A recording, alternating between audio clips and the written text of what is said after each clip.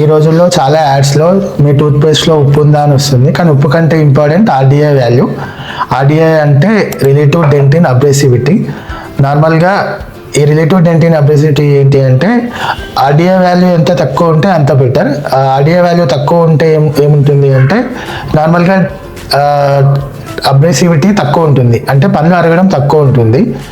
So ఆర్డిఐ value తక్కువ ఉన్న టూత్పేస్ట్ని మనం రెగ్యులర్గా యూజ్ చేసుకోవచ్చు. ఈ పేస్ట్ని జనరల్గా సెన్సిటివిటీ ఉన్న పేషెంట్స్కి రెగ్యులర్గా కూడా యూజ్ చేసుకోవచ్చు. నార్మల్గా కొంతమంది టూత్ వైట్ అవ్వాలి అని వస్తుంటారు. అలాంటి పేషెంట్స్కి ఆర్డిఐ వాల్యూ మోర్ దెన్ 100 ఉన్న పేషెంట్స్, మోర్ దెన్ 100 ఉంటే అలాంటి పేషెంట్స్కి టూత్ వైటనింగ్ పేస్ట్ని ప్రిస్క్రైబ్ చేస్తాము.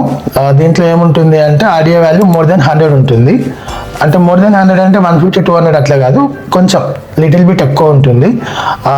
నార్మల్గా ఇవి Colgate whitening toothpaste, Colgate charcoal toothpaste ఇవి టూత్ వైటనింగ్ కోసం ఇస్తారు. దీంట్లో ఆర్డిఐ వాల్యూ మోర్ దెన్ 100 ఉంటుంది. నార్మల్గా మిస్వాక్, డాబర్ రెడ్ దీంట్లో ఆర్డిఐ వాల్యూ మోర్ దెన్ 150 200 ఉంటుంది. ఇట్లాంటి టూత్ పేస్ట్ని అయితే అసలు యూజ్ చేయొద్దు. సో మీరు ఎప్పుడైనా మార్కెట్కి వెళ్ళినప్పుడు టూత్ పేస్ట్ని తీసుకునే ముందు ఆర్డిఐ వాల్యూని చెక్ చేసుకోండి, తీసుకోండి.